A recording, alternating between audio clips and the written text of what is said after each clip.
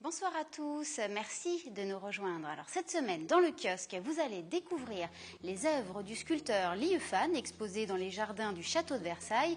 Enfin, Nicolas Gervais nous présentera la nouvelle saison du théâtre de Saint-Quentin-en-Yvelines. Mais pour l'heure, place à notre invité.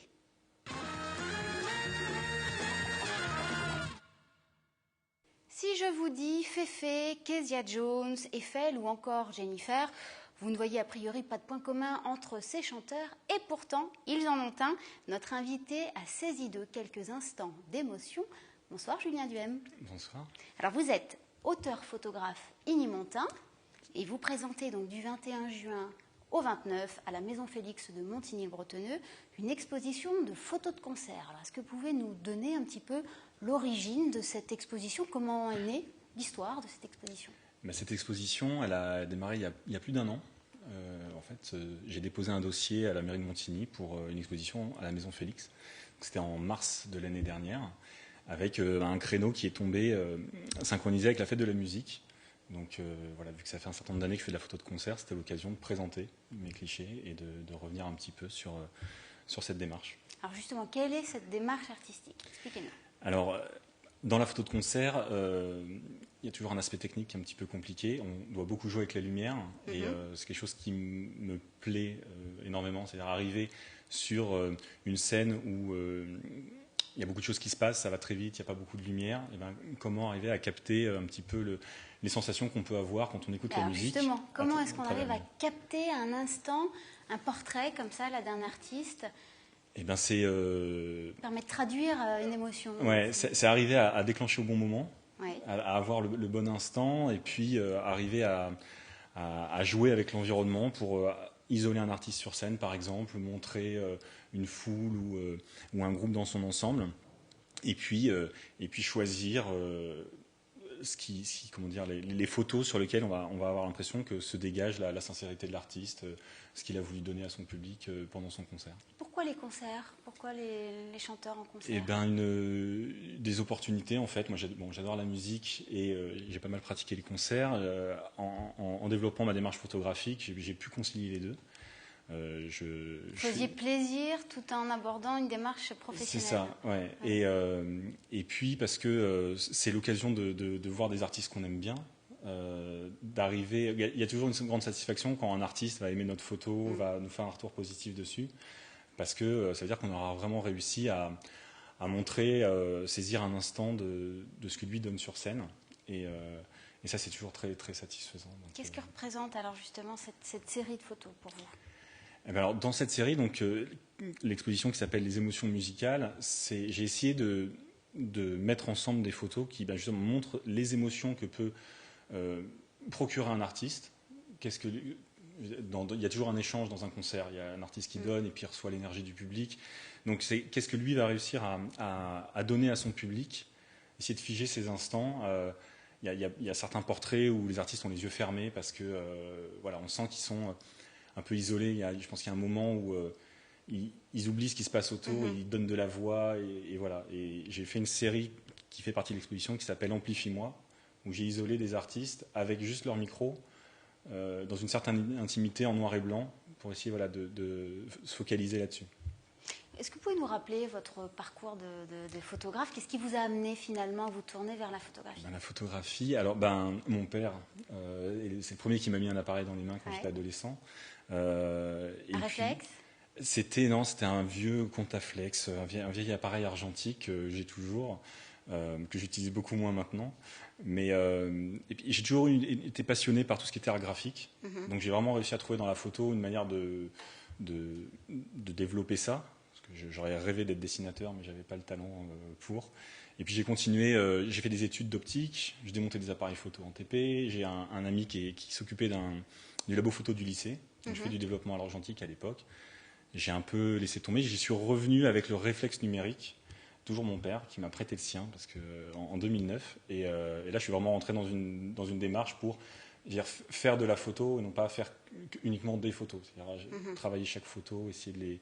Ça veut dire quoi, oui, exactement, faire de la photo? C'est s'inscrire souvent dans une démarche de dire je fais des photos, mais chaque photo que je vais présenter, elle va être travaillée, retouchée éventuellement. Vous faites un peu de post-production? Il y a toujours un peu de post-production. En fait, on fait maintenant du développement numérique, de la même manière qu'on le faisait en chambre noire. On va travailler le contraste de la photo, on va travailler son rendu pour arriver vraiment à quelque chose qui soit la vision d'auteur, d'artiste. Sur chaque photo. Donc, il y a peu de choses qui sont laissées au hasard dans les. Et pourtant, vous arrivez à capter des instants. Donc là, il n'y a pas de mise en scène. Il n'y a pas de mise en scène. C'est vrai que dans le concert, c'est pas comme la photo de studio où on va diriger un modèle, on va essayer de travailler des éclairages, etc. Donc là, c'est vraiment, j'essaie de recevoir ce que les artistes donnent. Donc ça va très vite. Il y a peut-être une part de chance parfois sur certains clichés, parce que le cliché parfait qui va être à la fois net, dégager une émotion, être parfaitement cadré, etc. Il y en a certains comme ça où j'ai fait la photo, je savais en la prenant qu'elle allait être bien, et derrière, on voit celle qui passe à l'écran, il y a un guitariste, elle n'a jamais été retouchée, recadrée, elle est sortie comme ça. Il n'y a que moi qui le sais, mais c'est forcément une grande satisfaction, quoi. Et parmi les artistes que vous avez vus, est-ce qu'il y en a certains qui vous ont plus touché, ou il y a eu quelque chose? Il y a des... Ouais, il y a quelques... Alors, je suis très éclectique en musique. Il y a même je vais même parfois photographier des choses qui ne sont pas forcément dans ce que j'écoute habituellement, mais parce que il y a des images intéressantes à en sortir, il y a des belles choses qui se passent sur scène. Là, très récemment, il y a une salle à Rissorangis où je suis beaucoup allé, qui s'appelle Le Plan, qui a fermé avant de réouvrir dans un nouveau lieu.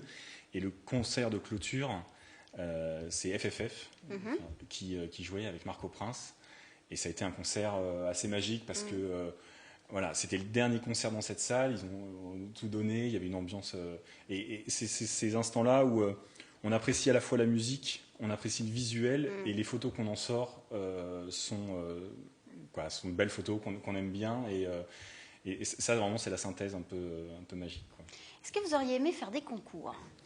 Être confronté à un regard professionnel. Ouais. J'aimerais bien faire des concours. C'est forcément le regard des autres, le regard des pairs sur notre travail, la reconnaissance. C'est forcément quelque chose qui est moteur et qui donne envie d'avancer. Donc, pourquoi pas. Pourquoi pas. Alors nous avons rencontré un autre photographe qui est sur le territoire et qui s'appelle Frédéric Gras, qui est installé à Elancourt. Alors il est déjà élu portraitiste de France 2013, mention excellence, et il vient de remporter un titre européen qui s'appelle le QEP, alors le Qualified European Photographer, dans la catégorie portrait, et il nous présente sa démarche et ce que signifie pour lui cette récompense. On l'écoute. Il y avait un petit moment que j'avais cette idée en tête de faire un suivi de grossesse. Et cet été, j'ai fait un mariage en août 2013 avec Frédéric et Nicolas. Et en fait, à la fin de la cérémonie, Frédéric a annoncé devant tous ses invités qu'elle attendait un heureux événement. Et moi, j'ai regardé son bidon, en fait. Et je me suis aperçu que si elle allait être d'accord, c'était elle qui allait pouvoir m'aider à faire mon projet. Donc, je lui en ai parlé durant le mois d'août. Nicolas et Frédéric ont tout de suite accroché sur l'idée. Et voilà, on est parti. Elle est venue une dizaine de fois au studio pour réaliser la série d'images, en fait. Moi, j'ai tout appris tout seul, en fait, dans les différentes formations professionnelles que des collègues m'ont donné, ou en travaillant tout seul, etc., ou par les échanges avec mes amis et mes collègues photographes. Et le studio, il faut se rappeler qu'il a juste été ouvert en 2009. C'est pas vieux. Et avoir le QEP en 4 ans, je me dis qu'il n'y en a pas beaucoup qui y sont arrivés, quoi. Alors Frédéric Gras est le seul Français à avoir été récompensé lors de cette session, le 20e depuis sa création, donc depuis la création de ce titre européen qui n'a que 15 ans. Alors on le félicite. Alors il nous a confié avoir passé plus de 100 heures de travail pour réaliser ces 12 clichés, post-production compris. Vous, Julien, l'exposition, donc les émotions musicales, ça retrace 3 années de concert, donc c'est assez long. Comment est-ce que vous avez choisi les photos à exposer? C'est compliqué. Qu'est-ce qui était important pour vous? Eh ben, le choix s'est fait à partir du moment où j'ai trouvé le thème le thème de l'exposition. J'avais déjà fait cette série dont je parlais, Amplifie-moi. J'avais tout un tas de vues différentes. Et puis, j'aime beaucoup ressortir des portraits en fait, d'artistes sur scène. Et c'est vrai que je me suis dit, voilà, cette notion d'émotion, d'échange, elle est importante. Donc, j'ai essayé d'axer mon travail là-dessus. Alors, on regarde ces photos, on les regarde, on les re-regarde, on n'arrive plus à les voir à la fin. Oui, c'est ça. Comment arriver à prendre un peu de recul? On n'est plus très objectif sur ce qu'on a fait. Mais voilà, à force d'itération, arriver à dégager une cinquantaine de clichés qui sont présentés, un fil conducteur au niveau de ce qui est dégagé par ces portraits d'artistes. Et puis j'ai voulu prolonger un petit peu ça, c'est-à-dire qu'il y a une autre série de photos que j'ai faite uniquement pour l'exposition, qui présente en fait pour le coup c'est des portraits posés que j'ai fait avec des personnes que j'ai photographiées alors qu'ils étaient en train d'écouter de la musique. Donc là c'est plus dans leur casque. C'est un peu le pendant des chanteurs qui chantent. Là c'est le moment où des fois voilà il y a juste peut-être ces 3 notes sur un morceau et qui nous font vibrer et on oublie tout ce qui se passe autour. De la même manière que l'artiste était à fond dans ce qu'il faisait. Donc voilà, j'ai 6 clichés là-dessus. C'est une série que j'aimerais bien peut-être continuer. Vous avez d'autres projets ? Eh ben, justement, avec cette série-là, j'aimerais bien faire un peu plus de portraits, parce que j'allais dire, faire de la scène, c'est facile dans le sens où on a juste à prendre ce qu'on nous donne, diriger un modèle, construire quelque chose. Voilà, j'ai pratiqué un petit peu le studio, mais pas plus que ça. Et ça, c'est des choses que j'aimerais développer. Ouais. En tout cas, pour vous retrouver vos œuvres, et donc direction la maison Félix à Montigny-le-Bretonneux du 21 au 29 juin et le site internet également pour découvrir l'ensemble de votre travail. Merci beaucoup Julien. Merci.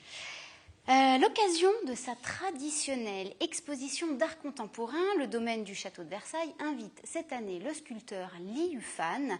Jusqu'au 2 novembre, les œuvres inédites de l'artiste réinventeront ces lieux.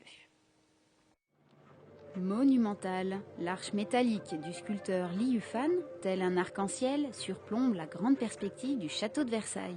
Après les arbres en bronze de l'artiste italien Pennone, pour sa traditionnelle exposition d'art contemporain, le domaine de Versailles accueille cette année les œuvres du coréen Li Yufan. 10 installations méditatives et minimalistes faites de pierres naturelles et d'acier jalonnent les jardins conçus par André Lenôtre. La pierre représentant la nature et l'acier comme symbole de la société industrialisée. Un parcours qui offre une autre vision des jardins, une autre manière de regarder l'espace qui nous entoure.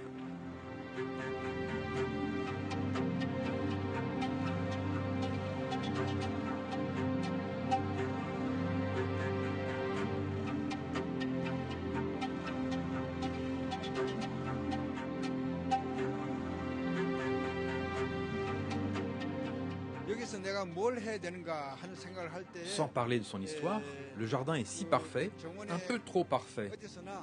Et je me suis dit, qu'est-ce que je peux faire? À ce moment-là, j'avais l'impression que André Lenôtre était en train de me parler et me disait, voilà, je t'offre cet espace si parfait, fais-moi quelque chose de différent et je te regarderai. C'est pour ça que je me suis dit que c'était un lieu idéal pour montrer ce que je pense. Ce n'est pas une idée, une image, ni non plus un objet exposé. En fait, je dialogue avec l'espace donné, et puis j'essaie de trouver une idée qui laisse justement la place à l'espace, qui invite les gens à regarder le ciel, à regarder la nature. Finalement, je vous montre, comme l'univers, l'infini dépasse ce perfectionnement. Outre l'Arche de Versailles, les œuvres de Li Yufan sont disposées de façon à faire revivre les recoins des jardins peu fréquentés, à l'instar du bosquet du Dauphin ou encore du bosquet des Étoiles.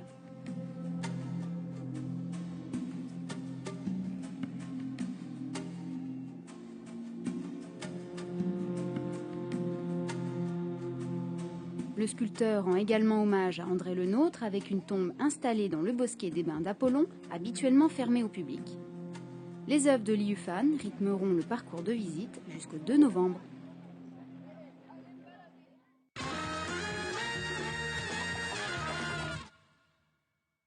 Cette semaine, Nicolas Gervais a rencontré Jacques Pornon, le directeur du théâtre de Saint-Quentin en Yvelines, scène nationale. Il nous présente sa nouvelle saison.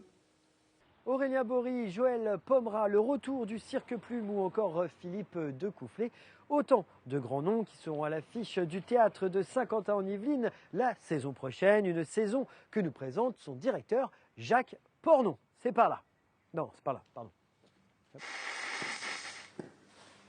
Heureusement pour nous, il y a le show.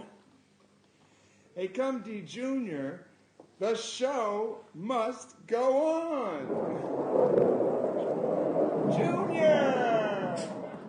Il y a une cinquantaine de spectacles, avec un bon équilibre, je pense, entre la danse, les spectacles lyriques, le théâtre, le spectacle jeune public, etc. 7 créations dans la saison, dont la plupart vont être répétées au théâtre lui-même. Armida de Haydn, qui va être répété donc, et créé ici au théâtre de Saint-Quentin-en-Yvelines. Il y a aussi Iphigénie en Tauride, qui est un spectacle, c'est une nouveauté, puisque bon, ça va être répété ici, avec l'atelier lyrique. C'est la première fois qu'on collabore avec l'atelier lyrique de l'Opéra de Paris, où tous les grands chanteurs de demain, on va dire, participent à cet atelier, donc c'est quand même une chance. Le monde est rond. Les étoiles sont rondes. Rosie the Rose aussi, c'est un spectacle pour le jeune public, qui est une sorte de cabaret, sur un texte de Gerststein, mis en scène par Benoît Bradel. On peut citer dans les monologues Laurent Poitrenaud avec Un mage en été, sur une pièce de Ludovic Lagarde et un texte d'Olivier Cadiot, qui est une vraie chorégraphie théâtrale, une gestuelle très précise, très, très, très belle. Elle est tout de suite entrée dans le vif du sujet en me disant « Et votre python, vous l'avez toujours ?» J'en ai eu le souffle coupé. Personne ne m'a jamais fait des avances. Gros câlin, mis en scène joué par Jean-Quentin Châtelain, qui est un immense acteur. C'est sur un texte de Romain Gary. Et c'est une histoire loufoque et géniale d'un solitaire, on va dire, qui a une relation de tendresse avec son python.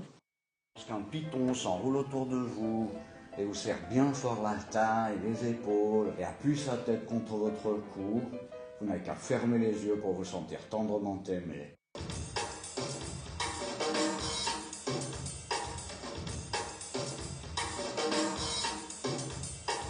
Il y a Aurélien Bory, avec Plan B et Plexus.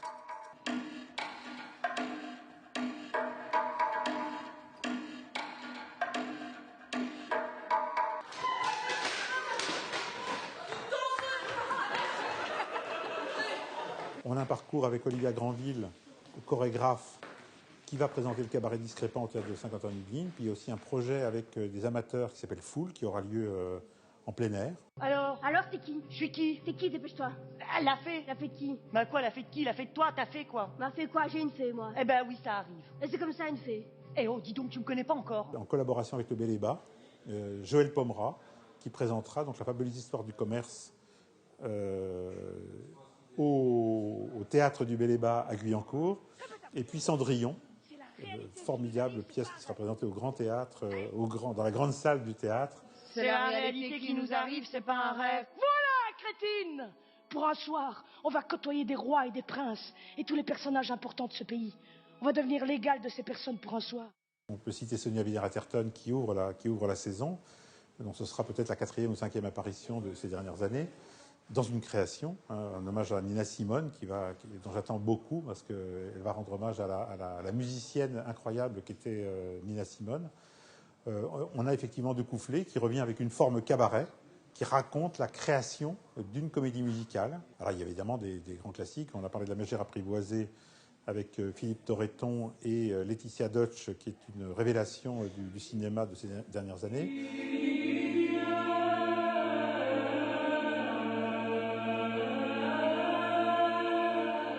On a des figures internationales de la danse, bien sûr, notamment Alonzo King pour la première fois à Saint-Quentin-en-Yvelines. Alonzo King, c'est un chorégraphe, c'est un maître de ballet absolument... c'est une référence.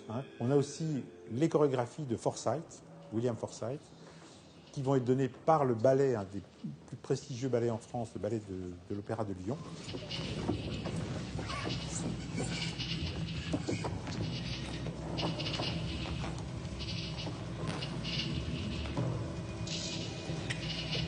Il y aura beaucoup de comédie, beaucoup d'humour dans tous les registres. la franche rigolade à certains moments. Et après la saison de la scène nationale, on retrouve notre Aurélia nationale. Allons enfants de...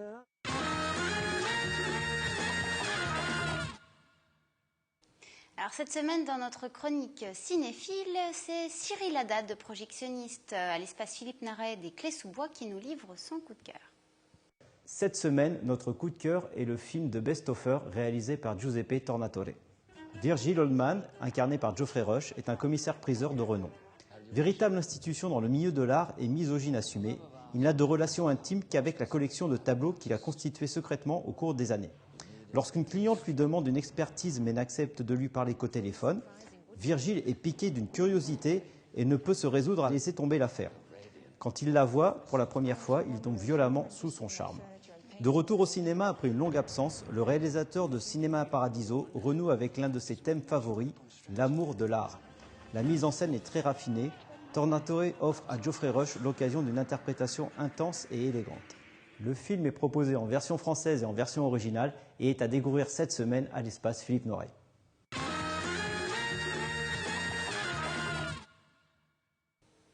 Alors avant de se quitter, bien sûr, on se retrouve la semaine prochaine. Je vous propose un aperçu des lieux et horaires près de chez vous où vous pourrez célébrer la fête de la musique. Retrouvez tous les détails sur le site du kiosque, toute la programmation. Je vous dis à mercredi.